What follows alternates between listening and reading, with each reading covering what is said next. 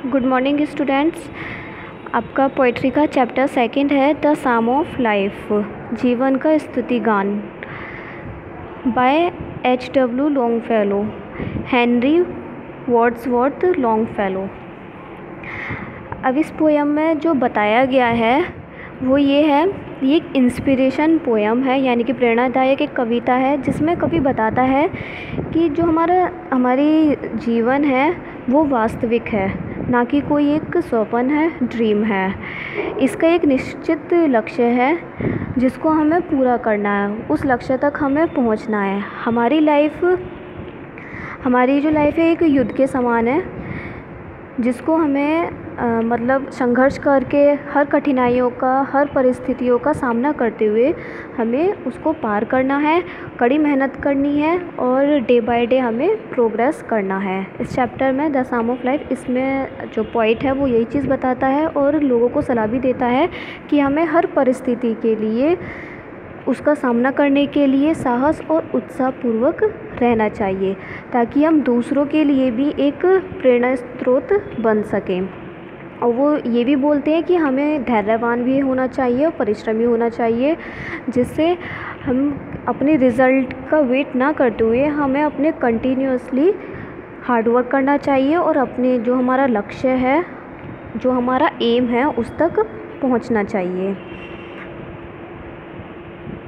अब यहाँ पे फर्स्ट पैरा दे रखा है, life is real, life is earnest, यानी कि जो हमारा कवि इसमें बताता है कि हमारा जीवन वास्तविक है, गंभीर है। And the grave is not its goal, वो ये बताते हैं कि हमारा जो केवल लक्ष्य है वो ये नहीं है कि हम मृत्यु का इंतज़ार करें।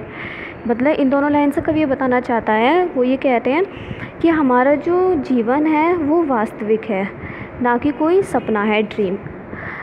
फिर वो ये बताते हैं कि मतलब हमारे ज़िंदगी का लक्ष्य केवल ये नहीं है कि हम यहाँ पे आनंद से रहें और उसके बाद मृत्यु का इंतज़ार करते रहें। नहीं, हर कोई यहाँ पे मरने के लिए ही पैदा हुआ है, लेकिन उससे पहले हमें अपनी जो लाइफ है, जीवन है, उसका एक एक क्षण बहुत गंभीरता से जीना चाहिए और हमारे जो उद्देश्य हैं उस तक हमें पहुँचना चाहिए। नेक्स्ट में फिर कवि बताते हैं, dust thou art to dust returnest was not spoken of the soul, यानी कि अब यहाँ पर डस्ट मिट्टी के लिए यूज़ हुआ है कि हम सब मिट्टी के बने हैं और मृत्यु के बाद भी हमें मिट्टी में ही मिलना है। वॉज नॉट स्पोकन, यानी कि ये जो वर्ड हैं ये केवल हमारे शरीर के लिए ही कहे गए हैं, ना कि हमारी आत्मा के लिए, क्योंकि जो हमारी आत्मा होती है, सोल, वो अमर होती है, वो ना तो मर सकती है ना ही उसे पैदा कर सकते हैं, वो केवल क्या होती है, अमर होती है। तो ये केवल वर्ड्स जो बोले गए हैं वो हमारे शरीर के लिए बोले गए हैं। यानी कि कवि बस इतना बताना चाहता है कि हमें अपने जीवन को बहुत गंभीरता से जीना चाहिए और जब तक हमारी मृत्यु नहीं होती है तब तक हमें अपने लक्ष्य तक, जो हमारे उद्देश्य हैं, उनकी प्राप्ति करनी चाहिए। नेक्स्ट पैरा है, not enjoyment and not sorrow is our destined to end our way, but to act that each tomorrow finds us farther than today। अब इस पैरा में कवि बताते हैं कि आनंद मनाना या दुख भोगना जीवन के पूर्व, यहाँ जो वर्ड यूज़ हुआ है डेस्टिन मीन्स होता है जो हमारे पूर्व निर्धारित लक्ष्य होते हैं। तो कवि कहता है कि दुख भोगना या फिर आनंद मनाना ही हमारे जीवन के पूर्व निर्धारित उद्देश्य नहीं होते हैं, बल्कि हमें अपना जीवन ना तो ज़्यादा आनंद मनाने में और ना ही ज़्यादा दुख भोगने में व्यर्थ नहीं करना चाहिए, बल्कि हमें ऐसे काम करने चाहिए, ऐसे उद्देश्य प्राप्त करने चाहिए जिससे हम अपने आने वाले कल को आज से और ज़्यादा बेहतर बना सकें।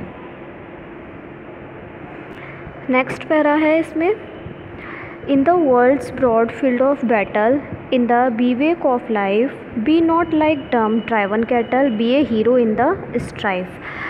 इस वाले पैरा में अब कवि बताते हैं, उन्होंने हमारी लाइफ को कंपेयर, यानी कि हमारी लाइफ की जो तुलना करी है वो रणभूमि में, फील्ड ऑफ बैटल, यानी कि रणभूमि से तुलना करी है और वो उसे एक अस्थाई पड़ाव की, बिवेक ऑफ लाइफ मीन्स अस्थाई पड़ाव की तरह बताते हैं हमारी ज़िंदगी को। और वो ये बोलते हैं कि हमारे पास जो समय है वो कम ही है। उस कम समय में हमें अपनी लाइफ को जीना भी है और जंग भी लड़नी है और अपने लक्ष्य तक भी पहुंचना है।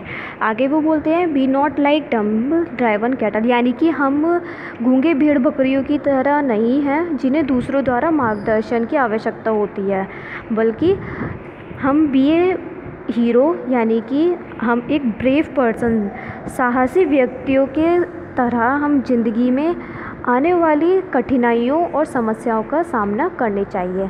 हमें यानी कि जो साहसी लोग होते हैं उनसे ये चीज़ सीखना चाहिए और हमें भी अपने जीवन की हर परिस्थिति के जितने भी सर्कमस्टेंसेस होते हैं उनको साहस के साथ उनका सामना करना चाहिए। नेक्स्ट पैरा है, Let us then be up doing with a heart for any fate, still achieving, still pursuing, learn to labor and to wait। अब इस पैरा में कवि बोलते हैं, वो ये बताते हैं कि हमें कंटिन्यूसली यानी कि हमें लगातार परिश्रम करते रहना चाहिए। दृढ़तापूर्वक हमें अपने लक्ष्य तक पहुंचने के लिए, अपने लक्ष्य को पाने के लिए कठिन परिश्रम करना चाहिए। हमारे सामने आने वाले, हमारे रास्ते में या हमारे भाग्य में कोई भी आने वाली कैसी भी कठिनाइयों का हमें साहस के साथ सामना करना चाहिए। फिर आगे वो बताते हैं कि स्टिल अचीविंग, यानी कि हमें लगातार उसका जो भी हमारे एम है उसको हमें प्राप्त करने की कोशिश करनी चाहिए। स्टिल परसुइंग, यानी कि उसका पीछा करते रहना चाहिए जब तक हमें अपना लक्ष्य नहीं मिल जाता है।